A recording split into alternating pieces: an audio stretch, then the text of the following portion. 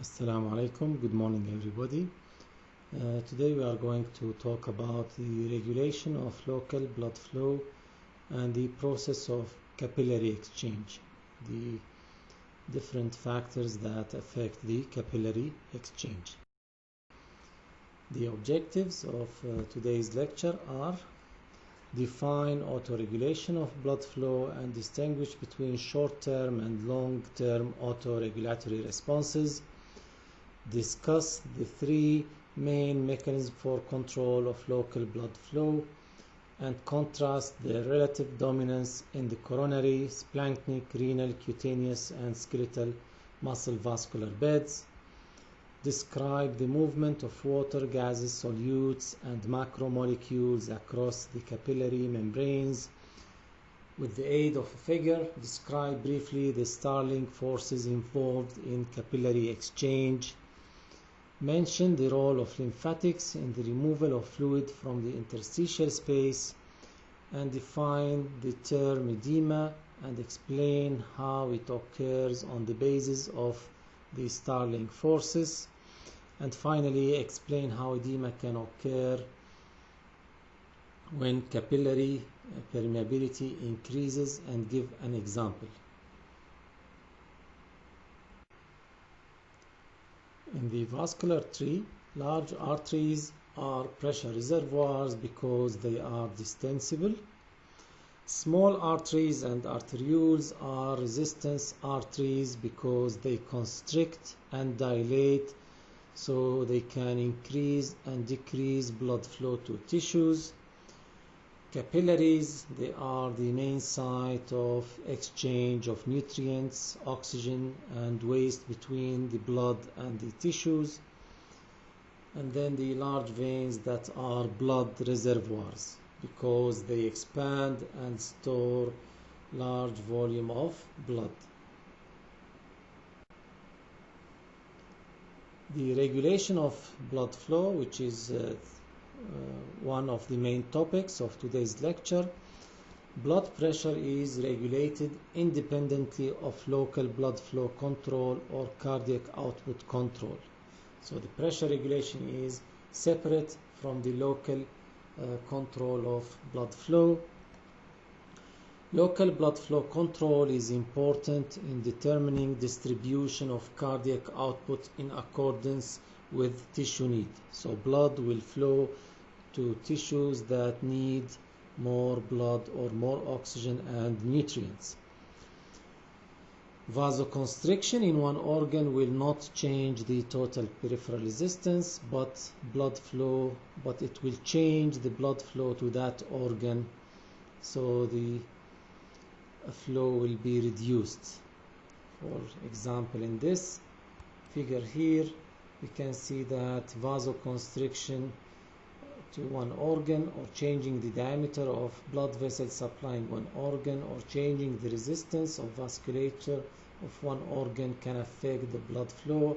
With very high resistance, there is no blood flow. Moderate resistance, there is moderate flow, and with low resistance, there is large flow. So the autoregulation will control the resistance to a certain organ, and this accordingly will affect or change the blood flow.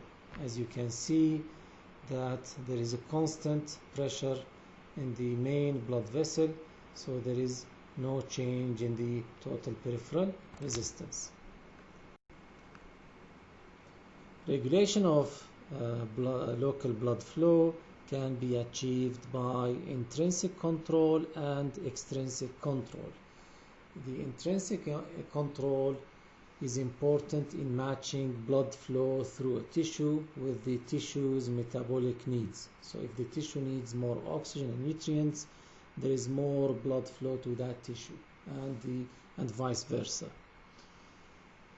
In the intrinsic control, there is an acute control, an immediate rapid control, which is rapid maintenance of appropriate local blood flow.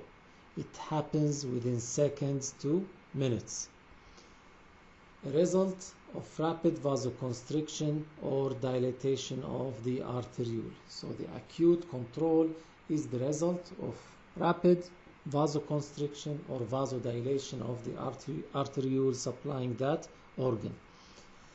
The other intrinsic control is the long-term control, where slow changes in flow will happen within days, weeks, or months. It is a result of an increase or a decrease in the size and numbers of blood vessels supplying that organ. The other way of controlling the local blood flow is the extrinsic control of arteriolar diameter by the sympathetic nervous system and hormones, epinephrine, norepinephrine, and angiotensin II, and is for the function of altering blood pressure and not local blood flow. The ability of a tissue to adjust or to automatically adjust its blood flow to match its metabolic demand is called autoregulation. At least two mechanisms are responsible for autoregulation, and these are: number one, the metabolic response, where there is an increase in blood flow when the metabolism increases, so more nutrients and oxygen are supplied and waste products are removed from that tissue. For example, local metabolites or changes in local metabolites like low oxygen, high carbon dioxide, accumulation of hydrogen ions, potassium ions, or adenosine, as well as other metabolites, can lead to vasodilation. The other response is the myogenic response, where the smooth muscle cells will contract when they are suddenly stretched. This is important to prevent tissue damage when pressure increases suddenly. Here in this right side of the slide, we can see that there is a sudden increase in the arterial pressure. And a sudden increase in arterial blood pressure causes transient increase in blood flow, followed by reduction of blood flow to a level near to normal as a result of autoregulation. As I said, sudden stretch of the blood vessel wall will cause relaxation of the muscles, so the resistance will become less. That's why the pressure will drop, the blood flow will decrease back to normal. The acute control of local blood flow, as we said, metabolic response, as the tissue metabolism increases due to the accumulation of metabolites or low oxygen, the blood flow will increase. And on the other hand, the pressure autoregulation, that is mainly mediated by the myogenic response, this will lead to very little increase in blood flow with increase in the blood pressure. And here is an example where we can see that as the blood pressure increases, there is an increase at the beginning in the cerebral blood flow. Then at it reach about 50 millimeter mercury, the autoregulatory mechanism will try to maintain a stable cerebral blood flow until a certain limit, where then the higher blood pressure will increase the cerebral blood flow. So the autoregulation will work within a limit.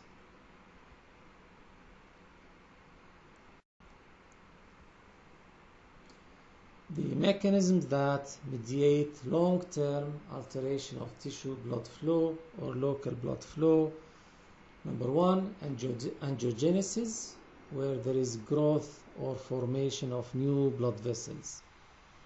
In angiogenesis, new blood vessels are formed, and this is due to the release of angiogenic factors from the ischemic tissue, from a rapid growing tissue like in case of cancer, or tissue with excessively high metabolic rate. The other mechanism for the long-term increase in local blood flow is the collateral, or the development of collateral circulations, when an artery or a vein is blocked, a new vascular channel may develop around the blocked area and allows partial resupply of the blood flow. Example, collateral blood vessels after thrombosis of one of the coronary arteries, like here in this figure. After thrombosis or blockage of the coronary artery, the collaterals will develop, trying to overcome the blocked site.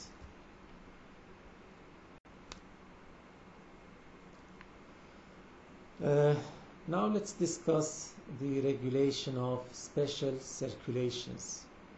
And special circulations like cerebral circulation, gastrointestinal circulation, urinary circulation, and other circulations, there are different factors that play a role, like neural, metabolic, myogenic, and endothelial mechanisms. And these, or the importance of each one, is different and depends on the circulation or the special circulation that we are talking about. Each may have more influence in one circulation compared to the others. The neural mechanism, the resistance vessels of nearly every organ are innervated with fibers of the autonomic nervous system, and we are talking particularly about the sympathetic division. Metabolic regulation, small arteries are sensitive to local changes in the metabolites. So this will meet the metabolic needs of the organ. In the myogenic mechanism, as I explained earlier, a sudden increase in pressure and the accompanying stretch of the vascular smooth muscle cells will elicit vasoconstriction, whereas decreased pressure will do the opposite, which is vasodilation.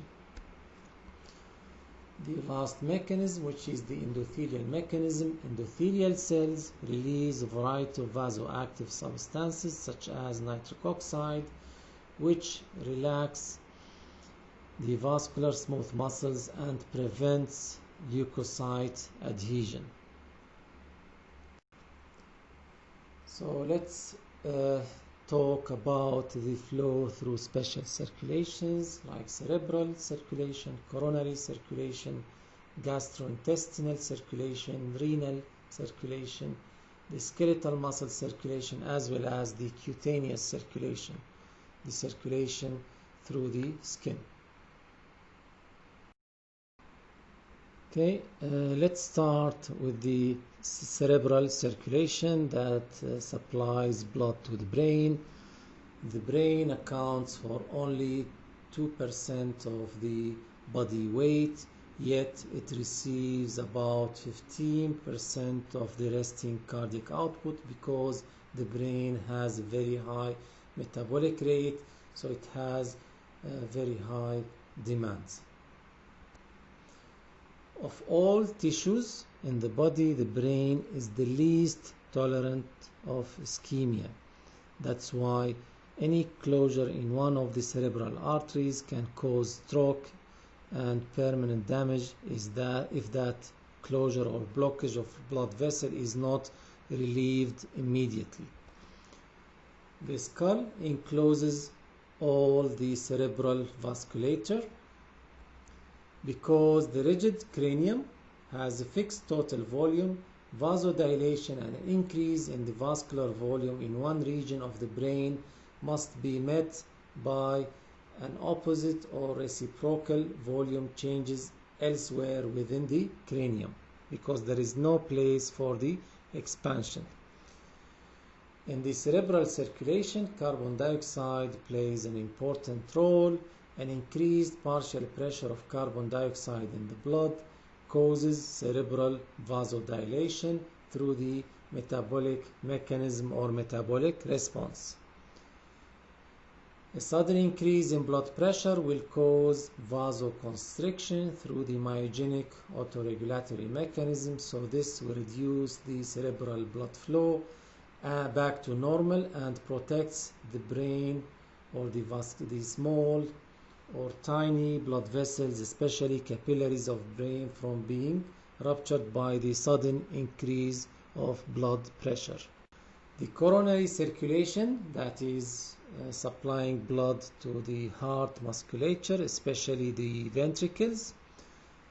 The coronary circulation receives about 5% of the resting cardiac output from the left side of the heart, and mostly the blood will return to the right side of the heart.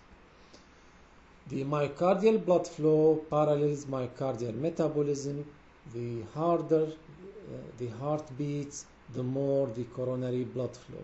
So as the activity of the heart increases, this will lead to higher coronary blood flow to supply oxygen and nutrients for the active cardiac muscle.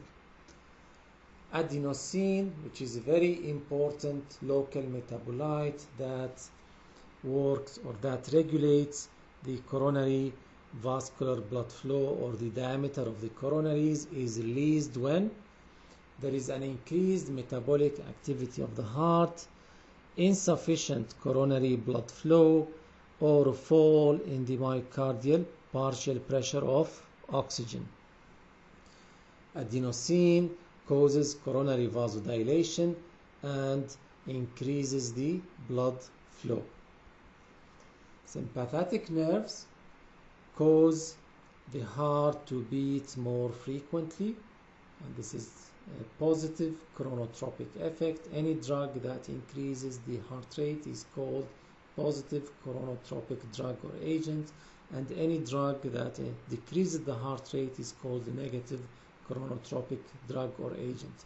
So the sympathetic nerves cause the heart to beat more frequently, and as I said, this is a positive chronotropic effect and more forcefully.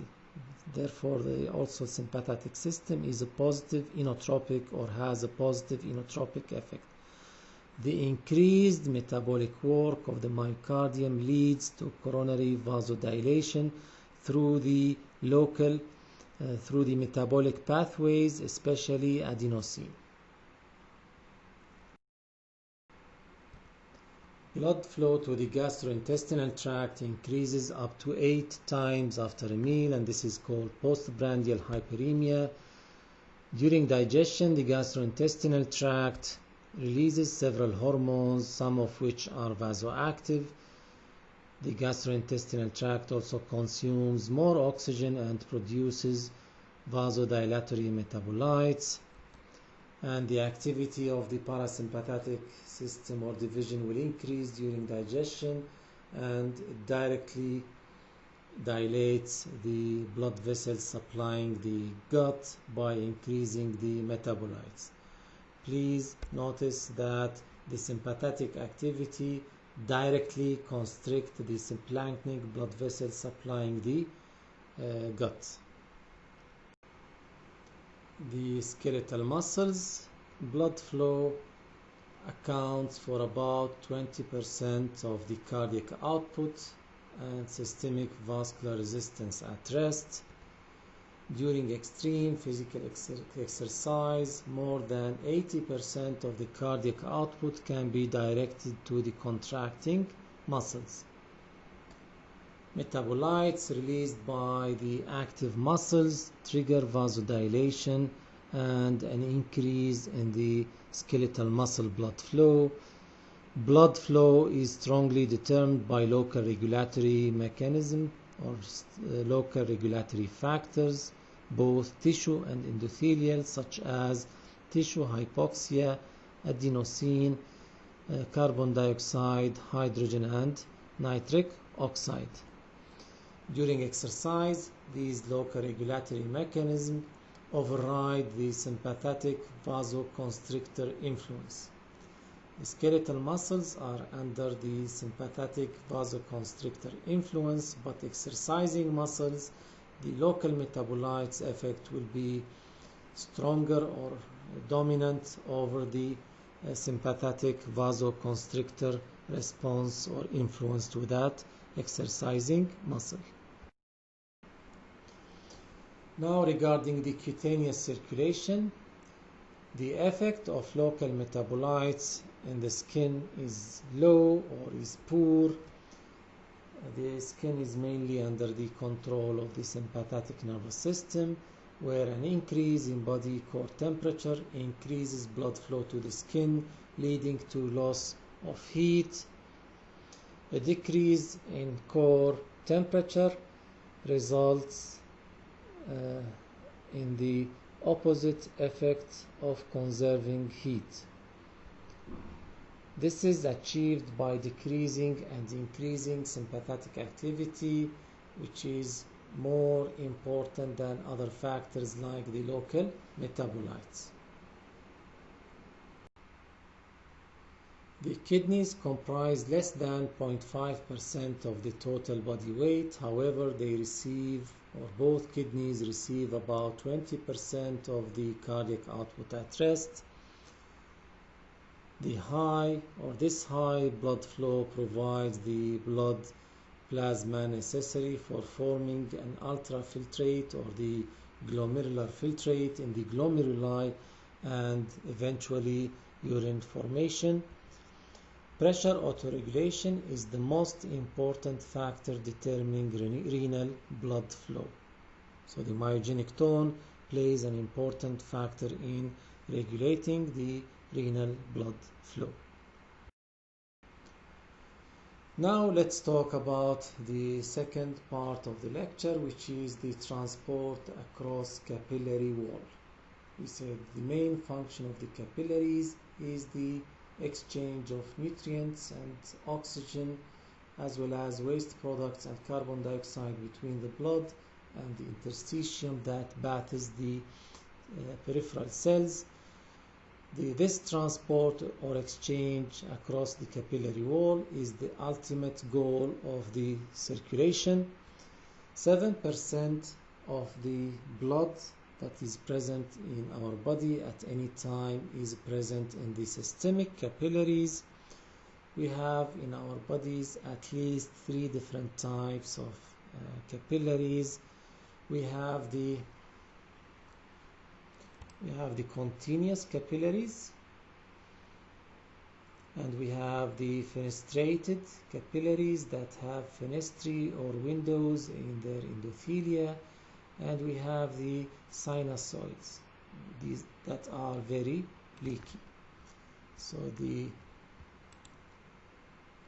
continuous capillaries, the endothelial cells form a continuous tube except for the intercellular cleft, the space between the cells, example in the brain and lungs.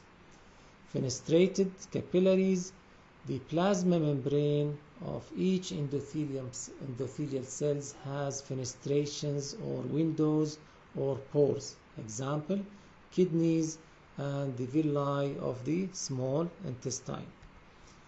The sinusoidal capillaries or the sinusoids have large fenestrations and an incomplete basement membrane, and they allow proteins and RBCs to pass. Now let's talk about how different nutrients and gases are transported across the capillary wall. As you can see here, we have a capillary, and we can see the endothelial cells and the water-filled pores between the epithelial cells, or the slit between the endothelial cells of the capillary. This is the blood inside the capillary that contains respiratory gases, plasma proteins, the exchangeable proteins that should cross and enter to the tissue, and we have ions as well as glucose and amino acids. For the respiratory gases and lipid soluble molecules, they can cross through the phospholipid bilayer of the endothelial cells. For the small water molecules, they can pass through the pores that are, or the hydrophilic pores that are present between the endothelial cells. Exchangeable proteins cross the capillary membrane by something called transcytosis, where they will be taken to the cell by pinocytosis. They will cross the cytoplasm and will leave the opposite side of the cell by exocytosis. For the large plasma proteins, they cannot cross the capillary membrane because they are lipid insoluble, and they are larger than the pores that are present in the capillary wall. So the mission of the entire cardiovascular system is to keep blood flowing through the capillaries to allow capillary exchange, which is the movement of substances between blood and the interstitial fluid of the peripheral tissues. Substances enter and leave capillaries by three basic mechanisms. One of them is the diffusion, for example, for sodium, for potassium, for the lipid-soluble substances and the respiratory gases. Transcytosis for the exchangeable plasma proteins, and bulk flow. And this is achieved by filtration and reabsorption and depends on the Starling forces across the capillary membrane that we will discuss in one of the coming slides. Let's talk about these different transport mechanisms across the capillary wall. Let's start with diffusion. The most important method of capillary exchange is simple diffusion. Substances move down their concentration gradients, oxygen and nutrients from the blood into the interstitial fluid, then to the body cells. Carbon dioxide and wastes are released from body cells, move from the interstitial fluid to the blood. Most plasma proteins and red blood cells cannot cross due to their large size. Transcytosis: a small quantity of material crosses capillary wall by transcytosis. Substances in blood plasma become enclosed within tiny pinocytic vesicles that first enter the endothelial cells, as I showed in one of the previous slides, by endocytosis. Then they move inside these vesicles across the cell and then exit on the other side by exocytosis. This mode of transport is important mainly for large lipid insoluble molecules that cannot cross the capillary wall in any other way. Insulin and antibodies, which are proteins, cross the capillary wall by transcytosis. The third mechanism of transport of substances across the capillary wall is bulk flow, and this is achieved by filtration and reabsorption. Passive processes in which large number of ions, molecules or particles in a fluid move together in the same direction as bulk. The substances move at rates far greater than can be accounted for by simple diffusion. So this method of transport is really very fast compared to diffusion. Based on pressure gradient, bulk flow occurs from area of high pressure to areas of low pressure and continues as long as a pressure difference or pressure gradient exists. Diffusion, that we spoke about previously, is more important for solute exchange between blood and interstitial fluid, but bulk flow is more important for the regulation of the relative volumes of blood and interstitial fluid. So the exchange of nutrients depends mainly on diffusion, but if we want to adjust or control the volume of blood and interstitial fluid, then we depend on the bulk flow.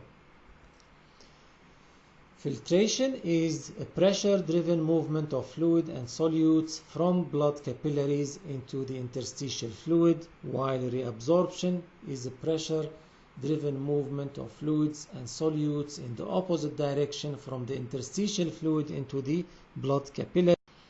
Here we can see this illustration, and I will mention the forces that affect bulk flow across the capillary wall.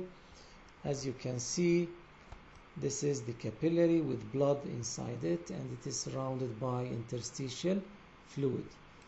4 forces affect the bulk flow across the capillary membrane. Number 1, this is the blood hydrostatic pressure. The pressure inside the capillaries due to the blood or the presence of blood or blood flow inside the capillaries. We call the blood hydrostatic pressure, and this pressure, as indicated by the arrow, favors filtration of plasma or filtration of the blood. The other force is the interstitial fluid osmotic pressure, and it is due to the presence of proteins in the interstitium between the cells. Again, this pressure favors filtration because the proteins have an osmotic pressure that will drag water outside the blood vessel. So these are the 2 forces that favor filtration.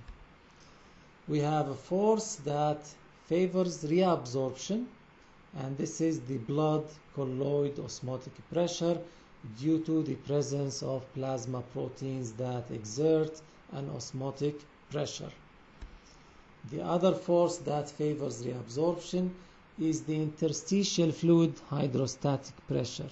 The presence of fluid or water in the interstitium will cause or will result in a pressure called the interstitial fluid hydrostatic pressure. And the last 2 forces favor reabsorption of water back into the blood inside the capillary. So the forces that influence fluid movement or bulk flow across the capillary wall, we have number 1, blood hydrostatic pressure.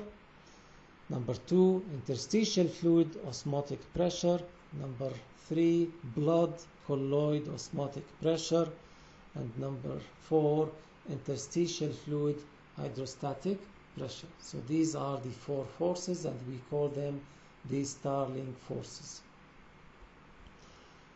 The blood hydrostatic pressure is the hydrostatic pressure exerted on the inside of the capillary by the blood that is present inside the capillary. This pressure is generated by the pumping action of the heart, and its value is 35 mm mercury at the arteriolar end of the capillary and 16 mm mercury at the venous end of the capillary. The interstitial fluid osmotic pressure is due to small amount of proteins present in the interstitial fluid, and the value of this pressure is 1 mm mercury. The blood colloid osmotic pressure is due to the presence of plasma proteins in the blood, and its value is 26 mm mercury. Fluid pressure or the interstitial fluid hydrostatic pressure is caused by fluid pressure exerted on the outside of the capillary by the interstitial fluid, and at this level in phase 1 we consider that pressure as 0 mm mercury. The blood hydrostatic pressure will push fluid out of the capillary into the interstitium, and it favors filtration. The interstitial fluid osmotic pressure pulls fluid out of the capillary into the interstitium. Again, it favors filtration. The blood colloid osmotic pressure will pull fluid back from the interstitial space into the capillaries, so it favors reabsorption. And the interstitial fluid hydrostatic pressure, if it is not 0, it is a positive value, it will push fluid back into the capillaries. So the pressures promoting filtration and reabsorption, we have 2 pressures that promote filtration and 2 pressures that promote reabsorption. The pressures that promote filtration are blood hydrostatic pressure and interstitial fluid osmotic pressure. The pressures that promote reabsorption are blood colloid osmotic pressure and interstitial fluid hydrostatic pressure. The balance of these pressures, called the net filtration pressure, determines whether the volumes of blood and interstitial fluid remain steady or change. So we can calculate the net filtration pressure by subtracting the forces or pressures that favor reabsorption from pressures that favor filtration.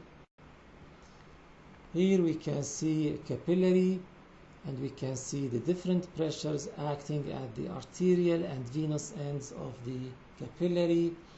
As you can see here, at the arteriolar or arterial end, the blood hydrostatic pressure is 35 millimeter mercury, and the interstitial fluid oncotic pressure is 1 millimeter mercury, and both favor filtration. The pressure that favors reabsorption is the blood colloid osmotic or oncotic pressure. So the net filtration pressure is 35 plus 1 minus 26 plus 0. So the net filtration pressure is 10. At the venous end, the hydrostatic pressure will drop. So the net filtration pressure is minus 9. So if the value is minus or negative, this means that there is net reabsorption. So at the arterial end there is net filtration, and at the venous end there is net reabsorption. This net filtration pressure at the arterial end of 10 millimeter mercury will cause the filtration of 20 liters of plasma per day. The net reabsorption pressure of minus 9 millimeter mercury at the venous end of the capillary will cause net reabsorption of 17 liters of plasma per day or fluid per day. So there is a difference of 3 liters. This difference will not remain in the tissue or will not be left in the tissue. This amount will be drained by the lymphatics back to the heart. So at the arterial end, net outward pressure of 10 millimeter, and the fluid leaves the capillary by filtration, and as I said, we will have filtration of 20 liters of fluid per day. At the venous end, fluid moves in or back into the capillary by the process of reabsorption, and due to the minus or the negative 9 millimeter mercury, and this will lead to the reabsorption of 17 liters of fluid per day. On average, about 85% of filtered fluid is reabsorbed in the capillaries. The excess filtered fluid enters the lymphatic capillaries, which is about 3 liters per day, to be eventually returned to the blood. The lymphatic system is a network of vessels that carry lymph or the excessively filtered fluid from the tissues back to the blood. So the functions of the lymphatic system: to route, or it provides a route for returning excess filtered fluid; defense against diseases, as lymph nodes that are present along the path of the lymphatic vessels contain phagocytes that can remove microbes; transport of absorbed fat from the digestive tract. We will see that in the villi of the small intestine we have lymphatics that are called lacteals that are very important for the absorption of lipids. Again, another function of the lymphatic system is to return any filtered protein back to the circulation. As we finish the Starling forces that act or that are responsible for the bulk flow across the capillary wall, any imbalance in one of these 4 Starling forces can result in a condition called edema. Edema is an abnormal increase in the interstitial fluid volume. It occurs when filtration greatly exceeds reabsorption. It can result from either excess filtration or inadequate reabsorption or reduced return of the excess fluid by the lymphatics. So for example, the excess filtration, instead of filtering 20 liters per day, filtration of 25 liters per day. Inadequate reabsorption, for example, instead of 17 liters of fluid that should be reabsorbed per day, only 12 liters of fluid are reabsorbed due to any problem in the veins, for example. Reduced return, any blockage of the lymphatics will reduce that 3 liter reabsorption per day. So any imbalance between the 4 Starling forces that lead to increased filtration with less reabsorption will lead to an increase in the volume of the interstitial fluid, and the pathological condition of edema will develop. So again, edema is an abnormal increase in interstitial fluid volume. It occurs when filtration greatly exceeds reabsorption. It can result from either excess filtration, inadequate reabsorption, or reduced return of excess fluid by the lymphatics. So any one of these or any combination of these three can lead to the formation of edema. Two situations can cause excess filtration, which is one of the causes of edema, either increased capillary blood pressure, so more fluid to be filtered, so instead of 35 millimeter mercury, let's say 45 or 50 millimeter mercury, which is the blood hydrostatic pressure. Another factor that can lead to excess filtration is increased permeability of the capillaries. Some plasma proteins will escape due to these increased permeability. The plasma proteins will escape into the interstitium. This will raise the interstitial fluid osmotic pressure, and the condition can be caused, or the increased permeability can be caused by chemicals, by bacteria, by thermal factors, or mechanical agents. One situation commonly causes inadequate reabsorption, which is decreased concentration of plasma proteins, like in liver disease, because we know that most of the plasma proteins are produced by the liver. So liver disease, a decrease in the concentration of plasma proteins will decrease the blood colloid osmotic pressure, and this will lead to edema. As I said, the low plasma protein is either due to inadequate synthesis or inadequate dietary intake or loss of plasma proteins, like in kidney diseases. The third condition, or the third factor that can lead to edema, is blockage of the lymphatics or the lymph vessels. So the lymph vessels that will drain the excess 3 liters of the filtered fluid per day can remain, or that fluid can remain in the interstitial tissue of a certain part of the body, and this will lead to edema. Edema due to lymphatic blockage can happen either due to removal of lymphatic drainage channels, like during the removal of cancer in mastectomy, for example, breast cancer, the blockage of the lymphatics with parasites like filariasis, and this will lead to a condition called elephantiasis. The legs will be similar or have the appearance of elephant legs.